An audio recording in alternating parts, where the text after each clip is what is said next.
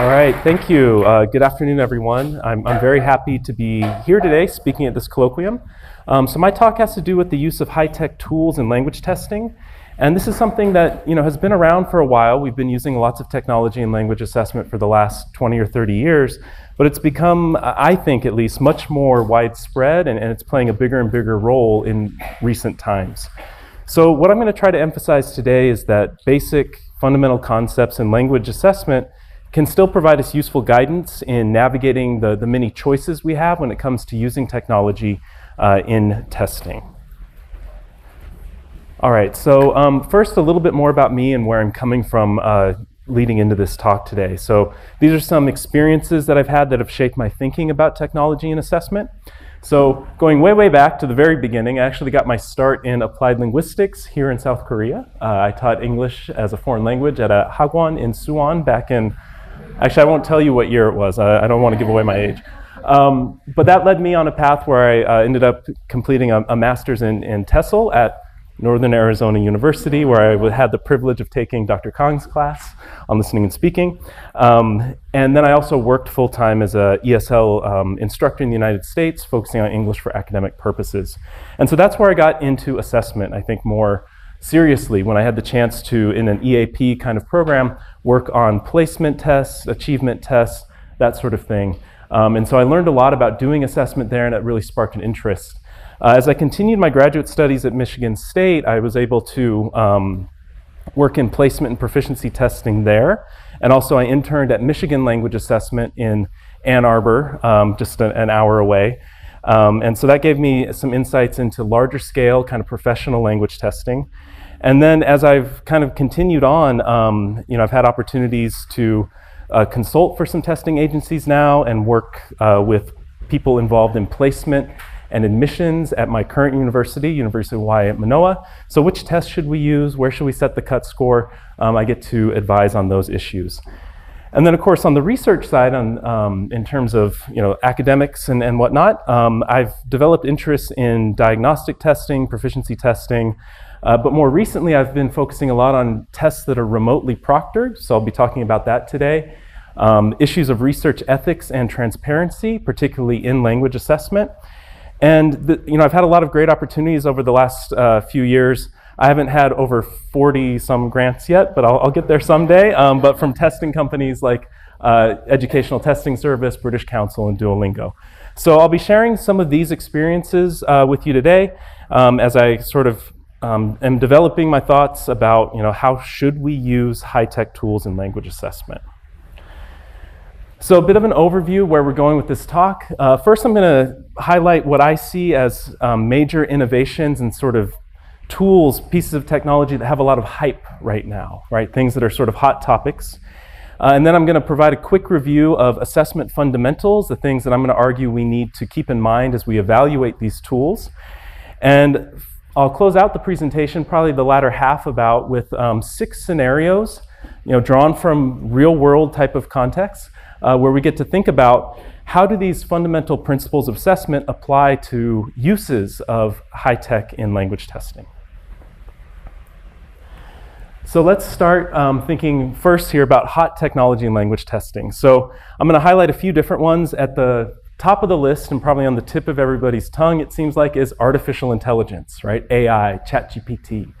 So that's something I'll be talking about, but this is probably the most recent, hottest topic, but it's connected to things like automated scoring, even computer adaptive test delivery, online and at-home testing, and remote proctoring. So some of this stuff is very new. Some of it has actually been around for 20 or 30 years, but I'm going to make the argument that it's become much more prevalent in the last few years. And so we're at sort of a peak of excitement, I would say, about technology in language testing. So this graph you see here on the right side, this is a kind of concept from the business world. It's called the Gartner hype cycle. It's not exactly a cycle, is it, right? It doesn't come back around. It's more of a path or a curve. But the idea is still interesting, right? So we get some new technology coming out that everybody gets really excited about and think is going to change the world. ChatGPT. Excuse me. And we're excited about it for good reasons, right? but then we use it for a while and we say, oh, it doesn't quite do everything we want it to, or ooh, it's got a few problems. We get a little disillusioned. But eventually we figure out how to use it well, okay, and how to use it in a principled way. And that leads us, I like the terms here, the slope of enlightenment. So maybe we're hopefully we'll go there. That's my goal in today's talk, is to at least lead us toward that slope of enlightenment. How can we use these tools in a principled way? And at some point, we'll get to a plateau of productivity where we have these high-tech tools working for us in ways that we like, in ways that we support. So I think we're kind of here right now, but we're going to be moving beyond that. All right, so a quick overview of these different hot types of technology in language assessment these days. AI, have to get it out of the way first, right? So AI is maybe most popular now as ChatGPT, which is produced by OpenAI. And these newer models, large language models, are where a lot of attention is, but it's important to keep in mind that large language models are not the only type of AI. There are also more kind of focused, purpose-built tools, sometimes referred to as narrow AI, that do very specific tasks. And the underlying technology for this tends to work a little bit differently. Nonetheless, we kind of group it all together in this AI umbrella. And so some things we're seeing in the assessment world that are drawing on AI are things like chatbots, where people are looking at simulating a conversation with a non-human partner. We have things like customized prompts in performance assessment. So this is very new. It's in the Duolingo English test. Their new writing task has you respond to a prompt, and then based on what you write, basically ChatGPT gives you some feedback and asks you to augment or adapt your response. Okay, so this is a very new thing. We also see AI being used in test content creation. Again, Duolingo is kind of at the forefront of this. They use ChatGPT, basically, to generate initial drafts of a lot of reading and listening passage content. We're also seeing it applied in more formative assessment cases where things like ChatGPT and other tools can be used to provide feedback on students' assignments, achievement tests, that sort of thing, for more formative purposes. And of course, automated scoring is something that we've been doing for quite some time. As our last talk highlighted, you can do a lot of things with natural language processing to create kind of narrower AI that is purpose-built to predict scores, proficiency scores, but we're also starting to see large language models being incorporated into these systems. And then another one that I think is maybe less on your radars as an AI in language assessment thing, but security tools, right? AI is being used in a variety of ways to maintain security during large-scale, high-stakes language tests. So, yes, this talk is going to be a little bit about AI, but it's not the only piece of high tech that I want to highlight. Talking a little bit more about automated scoring, this is something I sort of think of it as an old dog with new tricks, right? We've been doing automated scoring for a good 20 or so years now, but it's getting better or getting changed. People are altering how they do it, in part by bringing in generative AI as a way of augmenting the automated scoring. But the other thing I'd like to point out is it's an old dog. It's been around for a while, but it's getting a lot better. So thanks to advances in natural language processing and sort of machine learning techniques, the automated scoring systems continue to get better and better. They seem to work better for second language scoring and things like that. And as a result, I think of all of these things, we are seeing a much wider propagation of automated scoring. It's a little bit hard to see with the shadows here, but you see all the logos from a bunch of tests, okay? Another thing that I should mention here is automated speech recognition. This is one of the older technologies that's gotten a lot better in the last 5 or 10 years. And not just better for English, but also better for other languages. So we're starting to see automated scoring of, written and spoken Spanish and other languages. So Pearson and their Versant series of tests are offered in several non-English languages, and those are entirely scored by machine. Another trend that I think we're starting to see expand in the world of language assessment is computerized adaptive tests. So again, this has been around for quite some time, but now it's more common in language tests. It didn't used to be so common, but we see tests like the Duolingo test and the new TOEFL Essentials test have incorporated these computer adaptive designs. So for those of you a little bit less familiar with computer adaptive designs, the idea here is you try a few questions on the test, and then depending on how well you do on those questions, the computer will select the next question that sort of matches your ability level. Okay? So if you're doing well, you get pushed to harder and harder and harder questions. If you sort of hit a plateau where you struggle to answer the questions, you'll do a couple more, and then you'll get stopped, right? They've pushed you as high as you can go, and using that information, they can generate a score. The advantage here is that these tests end up being a lot shorter. You don't need to take 60 items if an adaptive system can figure out your proficiency in 30 items. The challenge for doing these computerized adaptive tests is that you need to have a really large item bank, right? So an item bank is a big, database of test questions, and you need to have a large enough bank to where people can get given a range of different questions, even if they take the test 5, 10, 20 times. And you also need to have those items well calibrated. You need to know how hard each item is. So traditionally, we figured out how hard items are by giving them to thousands of people, right? Have 1,000 people try an item. After that, we know how hard the question is. But now there are kind of new ways that technology is being used. The development of these computer adaptive tests has improved. In part, AI can help us create large numbers of items more efficiently. And through natural language processing techniques, we can also start to sort of pre-predict how hard the item is going to be. So we're starting to see this a lot more, and I predict this is going to expand in the coming years. And the next technology is at-home testing. So this is something, again, I don't mean to repeat myself, it's been going on for quite a while. Some test providers have been doing at-home testing, outside of a test center for at least a decade or so now. But it became much more widespread. It became a necessity, really, during the COVID-19 pandemic. Just out of curiosity, show of hands, how many of you in this room took a test like TOEFL, IELTS, Duolingo? How many of you have tried one of those at home? Everyone? So, right, these things aren't going away either. It wasn't just a temporary, COVID's here, we have to give the test at home.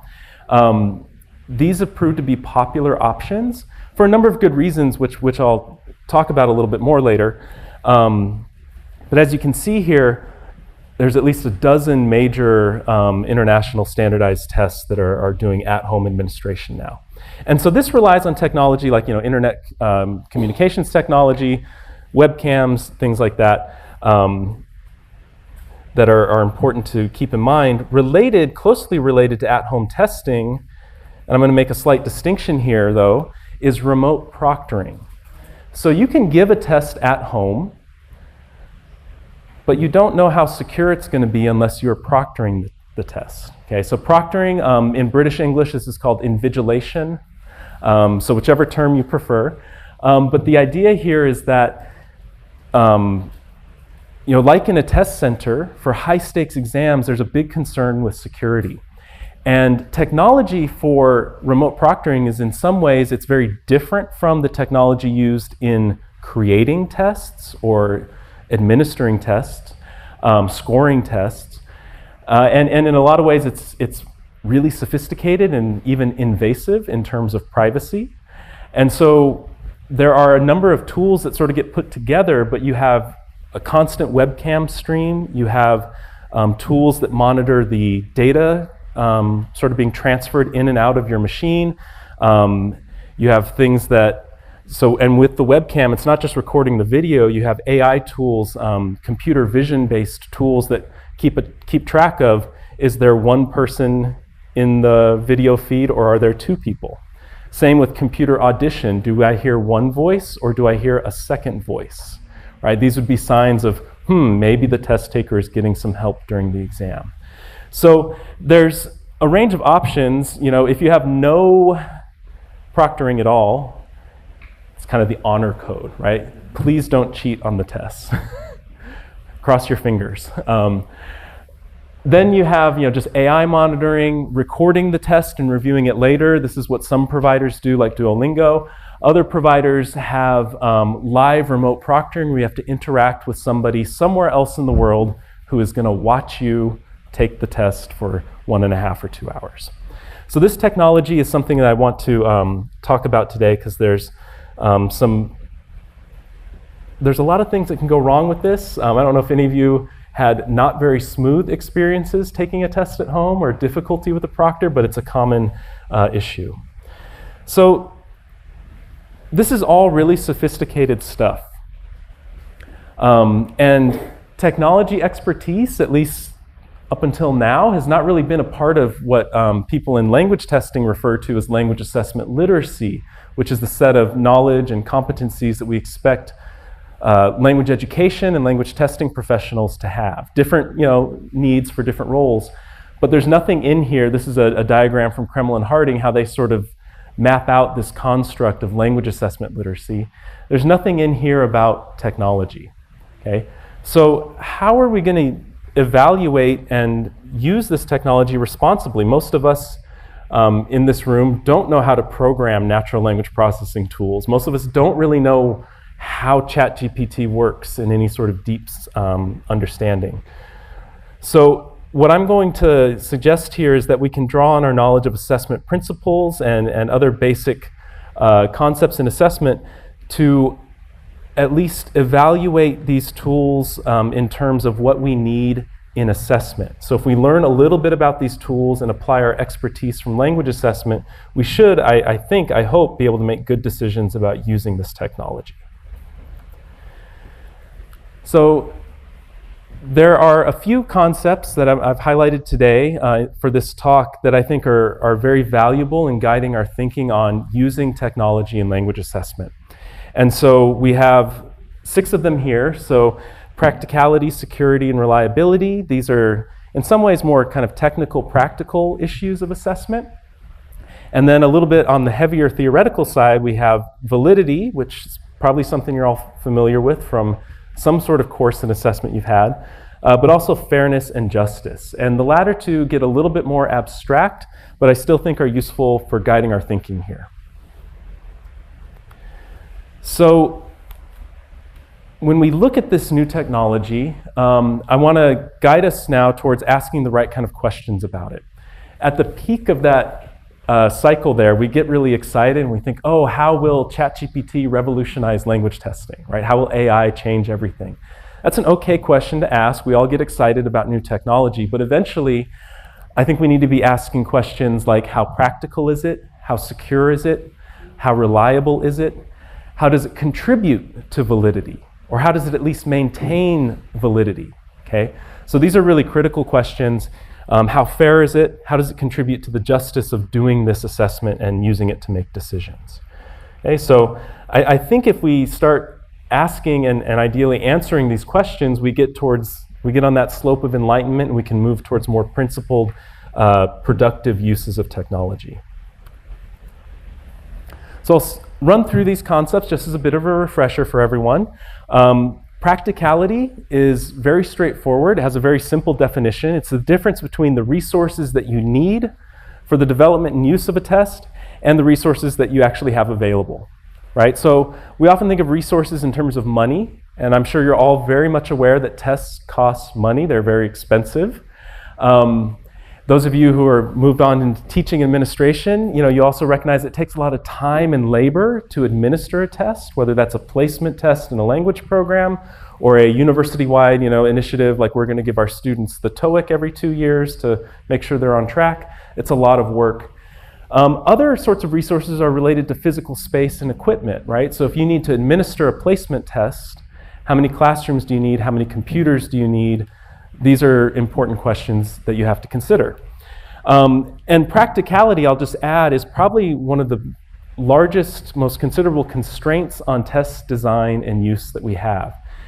Everything we do in testing is in some way a compromise with practical matters, right? If we could, we would just, if I wanted to make a decision, is this student ready to come study at the University of Hawaii at Manoa? I'd say, yeah, come for a week, fly out here, get a hotel, attend classes for a week, we'll interview you a couple times, we'll see how you do.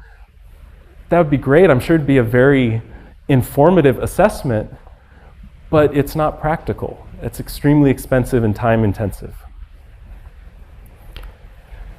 Another very kind of straightforward concept that we'll think about today is security. So security is primarily concerned with two things: preventing malpractice or cheating during a test, and maintaining control or security of test content, right? You don't want to give a test and then find somebody, copied the answers and put them on the internet the next day. That's not good. That doesn't keep the test secure. And there are a lot of ways that people can cheat during a test or try to sneak content out of the test.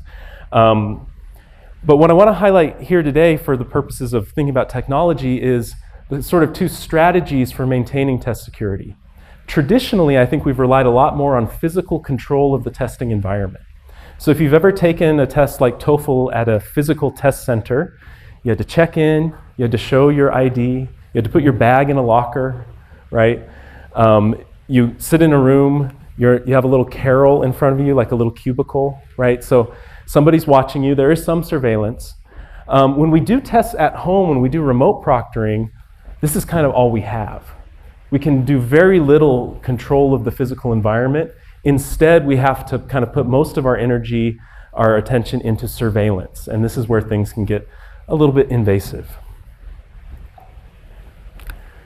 Reliability starts to take us into kind of the bread and butter of assessment. A technical definition here, we're concerned with the consistency of scores across replications of a testing procedure. I always like to introduce this in my classes as, have you all seen the movie Men in Black? You know that little thing, it's called a neuralizer, right? After somebody sees an alien, they have to wipe their memories. Okay, so if I forced you all to sit down and take TOEFL, and then erase your memory so you forget what the questions were and say, all right, now take TOEFL again, that'd be really mean, right? Like take TOEFL twice in a row. But anyway, the idea is that you should get about the exact same score if the test is perfectly reliable. We also think about reliability not just with test-retest reliability, like my example, but we're also concerned with the reliability of scores from human raters, right? Because many of these tests, despite advances in scoring technology, still use human raters. And as we start to use AI systems like generative AI in assessment, essay scoring and speaking scoring, we'll start to see some instances of AI not being 100% consistent like traditional automated scoring. So how well do raters work together? But today I'll be talking a little bit more about how consistently does one rater, whether it's human or not, score. All right, now we're going to move into a quick review of the sort of heavier concepts, validity here. So validity, it's not a matter of is the test valid? Tests aren't valid in and of themselves. It's not even a matter of are the test scores valid? We need to take it a little bit further. The way we think about validity today is whether a particular use of test scores is valid.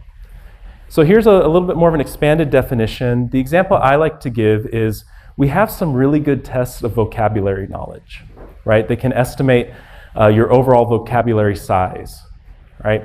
These tests work well. They seem to definitely measure vocabulary knowledge in some way. They tend to be highly reliable. They correlate with reading skill, writing skill, right? They seem to be pretty good measures of vocabulary knowledge. At the same time, I could not recommend to my admissions office at the University of Hawaii saying, oh, let's just use this vocabulary test to decide to admit students to the university. That's not appropriate for that specific decision because we know that success in the university relies on a lot more than just vocabulary knowledge. So you can have a good quality test, but if you're using it in the wrong way, it might still be an invalid use of a test. Fairness, in some ways, builds on validity, but it's concerned with making sure we treat every test taker equally. In Anthony Kunin's framework, validity is kind of in this meaningfulness of test scores. The test should say something meaningful about the ability we're trying to assess, but what's also important is that the test scores that we're using to make decisions are free of bias, right? People don't get higher scores or lower scores just because of their accent, for example, right? We should be free of accent bias in our assessments. This also depends on opportunity to acquire assessed knowledge, skills, and abilities, right? So opportunity to learn. But especially relevant to today's talk is equal ability to access testing as a service, in a sense. Right? Will you be treated well when the test is administered? Can you actually do things like at-home testing in an equitable way? And in turn, that's going to support equitable decision making. And justice builds on fairness in a lot of ways. With fairness, we focus on the test taker, right? The outcomes for an individual. For justice, we kind of zoom out a little bit and look at the larger impacts on larger society. So a lot of people have written critically about testing over the years and pointing out that they are policy tools. And they can be used for good purposes or bad purposes, right? And this comes down to really what our values are. And so when we think about justice in assessment, especially with all this high-tech stuff going on, we want to think about, is the way we're doing assessment, is it in line with our values? Does it achieve the kind of larger social impacts that we think are good things to have? And so this will require us to think a little bit more abstractly, kind of zooming out a bit, but I nonetheless think it's very important when evaluating these new technologies. And at times, some of these assessment principles are not exactly aligned with one another. There's some tensions between them. And this is where our human judgment is very much needed. So, for example, practicality is often at odds with reliability. Okay?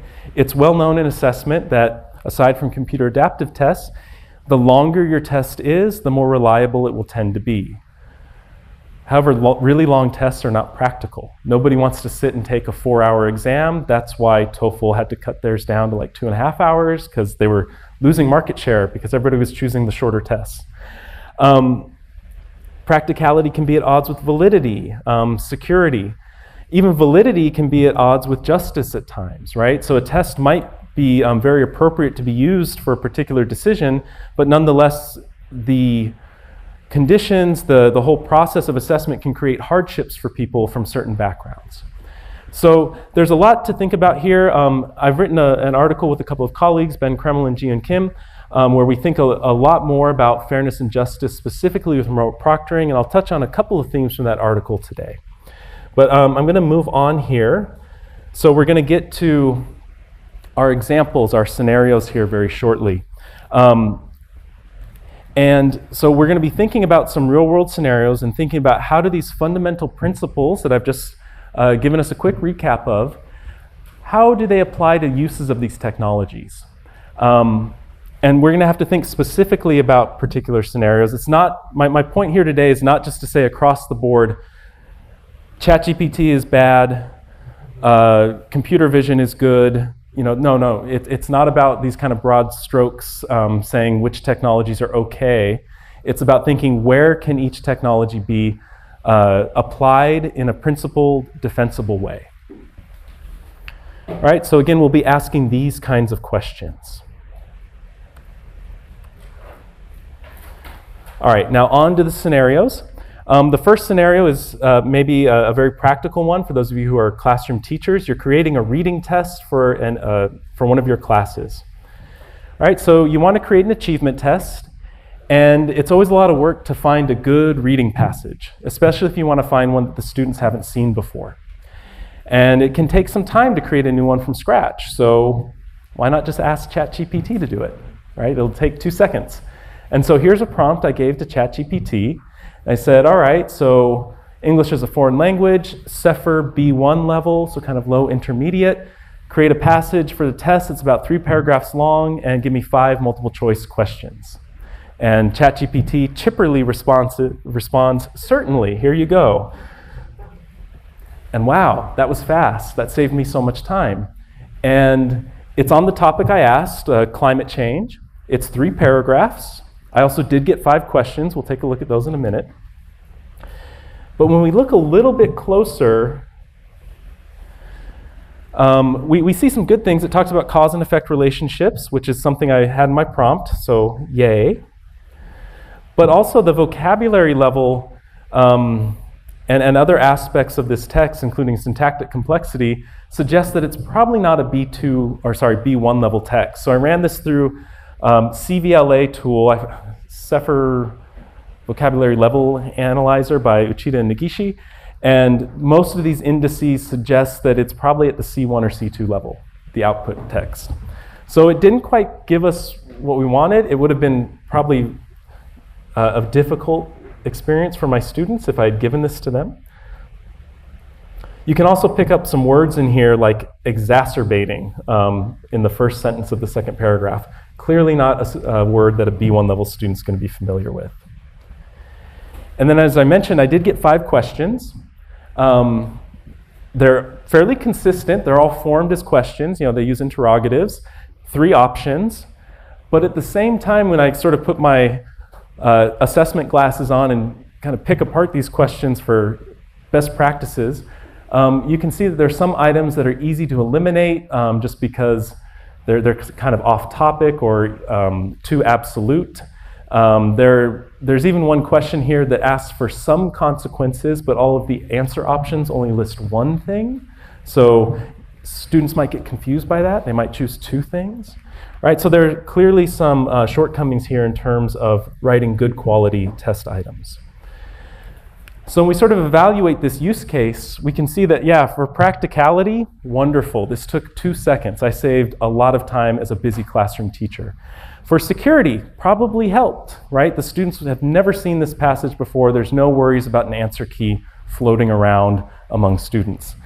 However, when it comes to validity and fairness, we have some shortcomings. So in terms of validity, on the positive side, it addresses some of what was taught, but it's mostly too difficult for an achievement test. Questions have issues too that might lead to inferences about did the student understand the reading passage because the questions are not well constructed. And then in terms of fairness, you're giving students a passage that's way too hard. They haven't really had the opportunity to learn the kind of vocabulary that they need to demonstrate that they had mastered the material you taught in class, right? This is not a good matchup.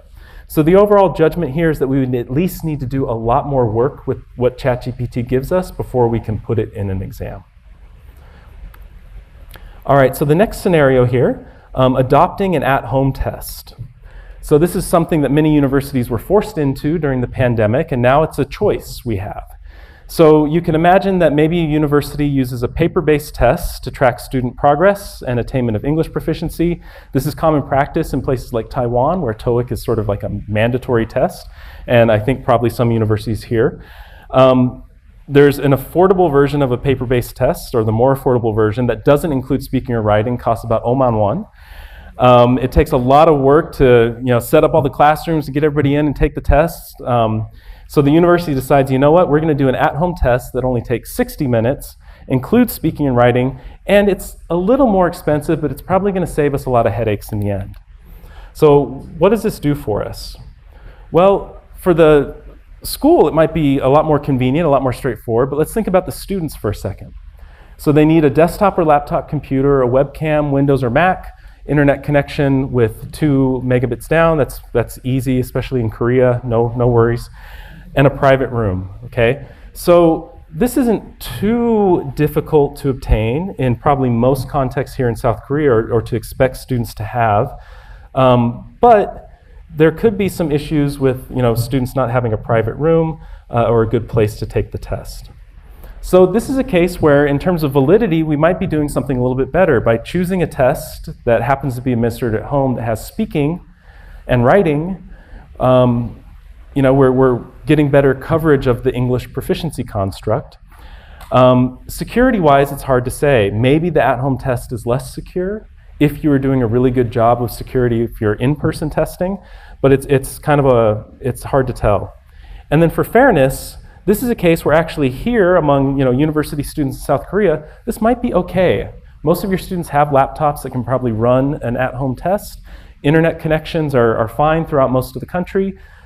This may or may not be a problem, but it's something we should exercise a little caution and not just assume. If you're teaching in a more rural location, if you're teaching in a country that does not have stable internet connections, these can be really big problems.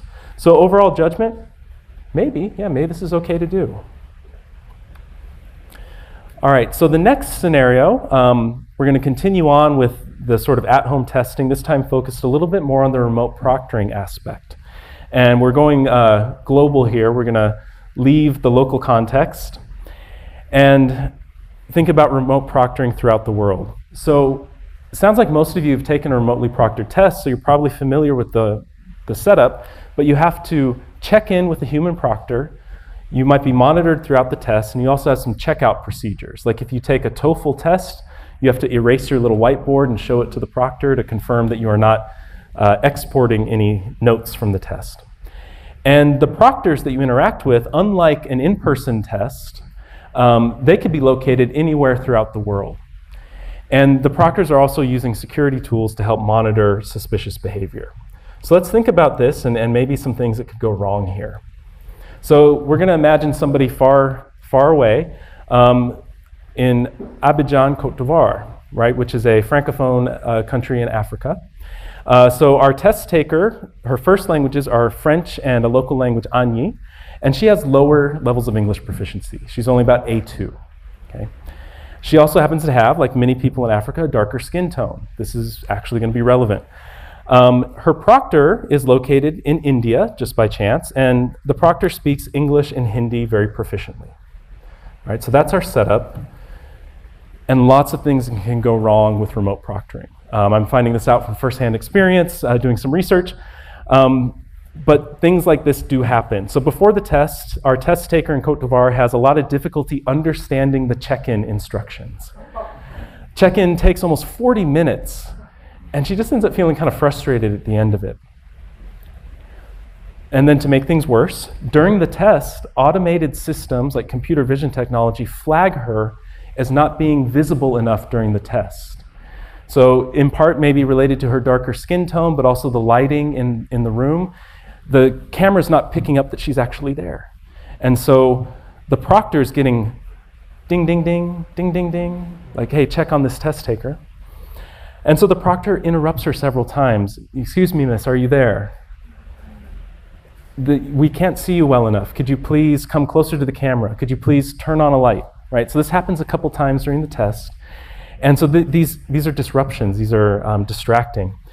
And then, despite all of this, even though the proctor verifies that yes, she's the only person in the room, for some reason, her score still ends up being canceled due to suspicious activity, and she doesn't know how to appeal. There's not a clear process for, hey, I don't agree, you canceled my score, but I want to argue against it. So these are some big red flags for fairness and justice. Yes, remote proctoring is necessary for security. It's better than probably no proctoring. But when we look at the fairness and justice issues here, we see major problems. Some test takers are going to experience difficulty that negatively impact their assessment. Other test takers are going to have a really smooth experience.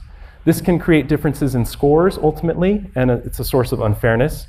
And then we think about justice here, using technology that has known biases related to race, gender, what have you, should cause us to ask questions about what are our values, right? Is this use of technology in line with our values, at least the way we're using it? And also, as you notice here, the language proficiency issue, this is also really salient as a fairness issue.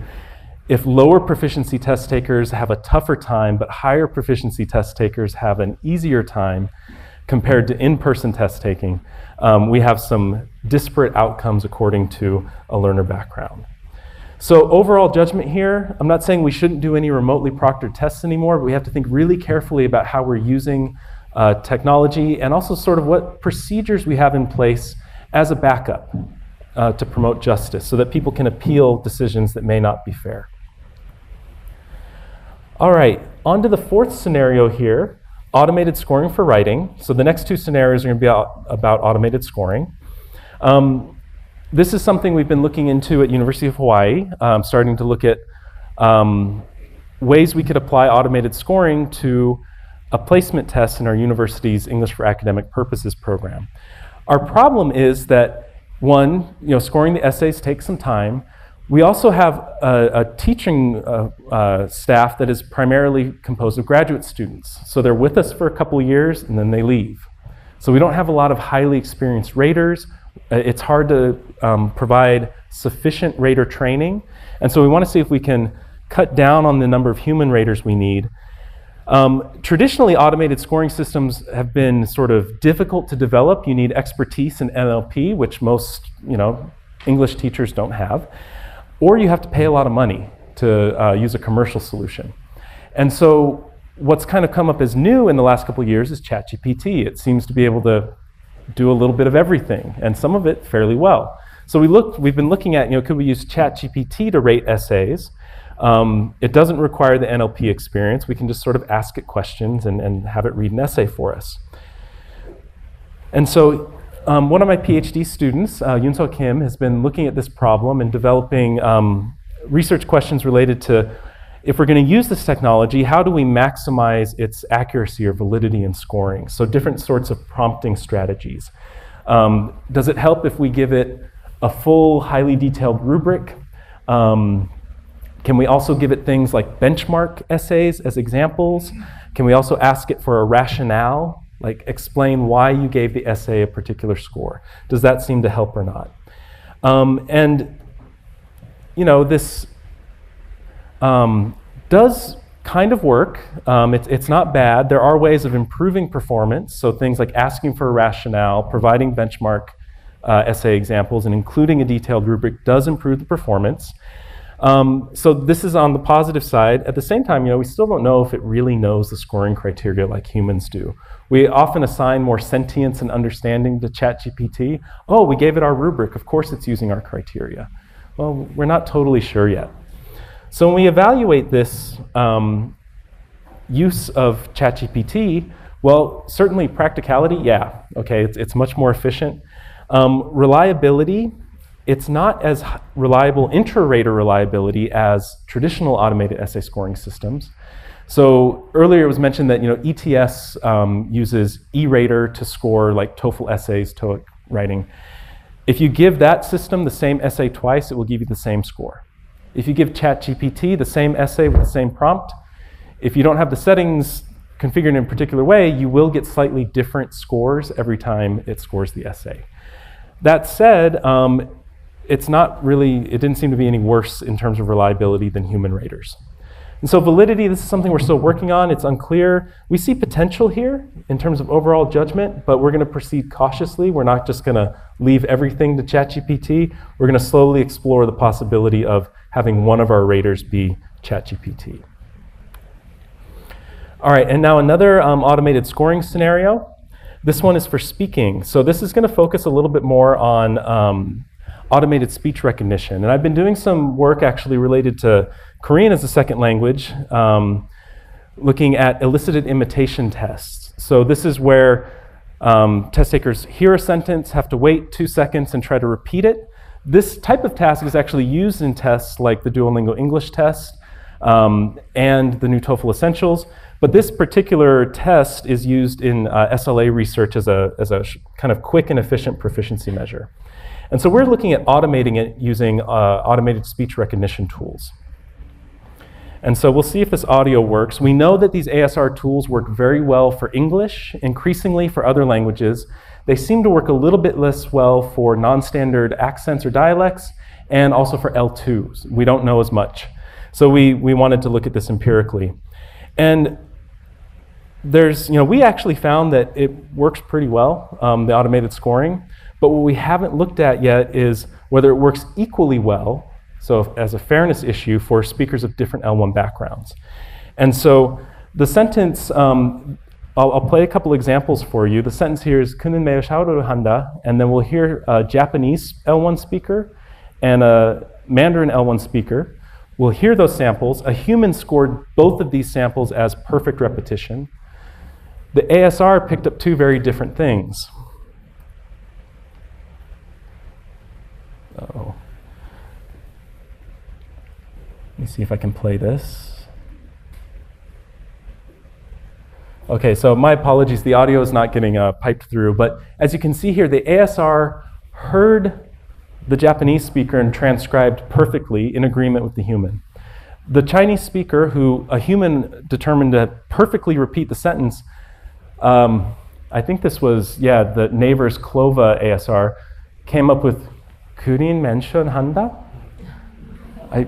I don't, it doesn't mean anything to me, but I don't know how it got that, but so it raises the question of, is there potentially accent bias in some of these automated speech recognition systems when we apply them to L2 assessment? And so just as Dr. Kong's talk this morning talked about, listeners matter, right? Listeners have a lot to contribute. Computer listeners also have a lot to contribute. So in terms of fairness, we found overall it was very practical. We found some positive evidence for validity. The scoring seemed to be fairly accurate and in line with humans, but there are cases we should exercise a little caution, investigate a little bit further to see if it is scoring people from different L1 backgrounds fairly. All right, in our last scenario here, and I think I'm doing okay-ish on time, interacting with a bot. So for a long time now, people have been interested in interactional competence, right? When we assess speaking ability in a second language. Not just can you sit there and monologue at a computer about a topic, can you actually interact in the second language? And so there are some tests that do this. Some of the Cambridge exams do this at I think the B2 and above levels. They pair you up with another test taker. I think this is also done in one of China's national exams at the college level. And that's really great, but it's also a major practicality issue. There's also fairness issues with trying to pair people up, because what if your partner is really good? Do they make you look better? Compared to what if your partner's not a very cooperative interlocutor? Will they make you look worse? Right, so there's this inherent fairness concern with a lot of paired assessments.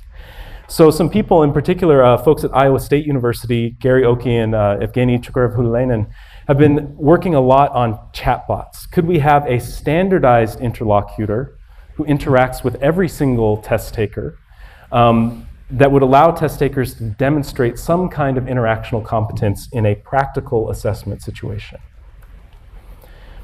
And what you're seeing here are some transcripts from a real person interacting with the chatbot that the folks at Iowa State developed. And you can see here, there is some interaction, there is turn taking, but I've highlighted a couple turns where to see the computer, I think I see what you mean. I want to move on to a somewhat different point, such as creativity. Doesn't sound like a really authentic way to change a topic in the conversation. So there's some drawbacks, but they also do some really interesting things. They can, for example, deliberately require the chatbot to create some sort of interactional challenge that a test taker has to overcome. Because one thing we know from other research on interactional competence is if you put two high proficiency test takers together, conversation is smooth. There's no difficulties that have to be navigated, right? So we don't get to see that aspect of interactional competence. So the computer can potentially guarantee that there's a problem for everyone and everybody has to try to solve it.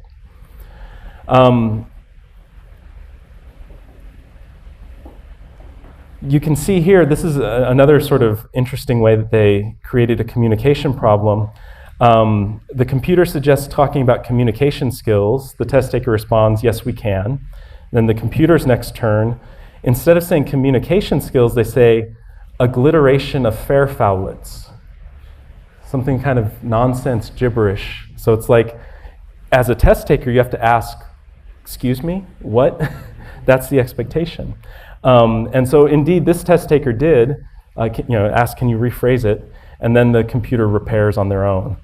And so, I tried to imagine, like, what does an aggliteration of fair fowlets look like? I asked one of the AI tools, and some shiny birds, I don't know. So it would cause some confusion. And so this is, again, another example of testing somebody's ability to manage misunderstanding. So this one, it's another hard call. We have to really think. There's not an obvious answer like, no, don't use chatbots, or yes, always use chatbots. There's going to be some trade-offs. So in terms of validity, I think we're getting some benefit in terms of coverage of interactional competence, because we can force everybody to sort of deal with some communicative difficulties and see what sort of strategies they can deploy to get around those. But we're also losing some authenticity of interaction. We have these really unnatural topic shifts and turn taking. Another plus, though, is in terms of fairness, right? So we're no longer concerned about, did you get a good partner or a bad partner, right? Everybody's getting the same partner. And in a lot of ways, that's going to be more fair overall in the assessment context. All right, so I'm going to go ahead and wrap up here. So to conclude, as you could see throughout most of these scenarios, practicality was the big draw for using technology. There were other reasons, right? We saw an example where maybe it can contribute to construct coverage or improved, validity of the assessment. But really practicality, can we score it faster? Can we, let somebody take a test from anywhere? Can we not have to coordinate 20 different testing rooms on campus for a placement test, right? So practicality seems to drive a lot of the interest in technology. But practicality and this sort of wow factor, that comes with a lot of technology, like, wow, ChatGPT, it's everywhere, it's so hot right now, it can do everything. That's not sufficient. We need to apply more principled thinking and reasoning to our choices. And so you don't need to know in a whole lot of detail, how does ChatGPT work or how does automated speech recognition work? You should try to learn the basics of how the technology functions, but where you can really draw a lot of support from is your training in language assessment, right, when you're making decisions about assessment. How does it work for your situation? And so again, start asking these kinds of questions about technology. And I hope that will guide you to better decision making. So just as a final wrap up here, my goal here today is not to dissuade you from using high tech at all or dissuade you from any particular tests. I didn't talk about them so much today, but traditional tests have many kinds of problems of their own, ranging from security to validity, practicality, right?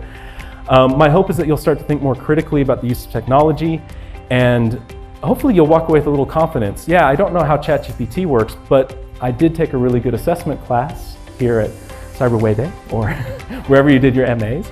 And I should have some confidence when evaluating this technology. So thank you all for your attention today, and a quick acknowledgement to some colleagues who helped me think about this. So Ben Kreml, Jian Kim, and Yoon Seo Kim. All right, thank you everyone.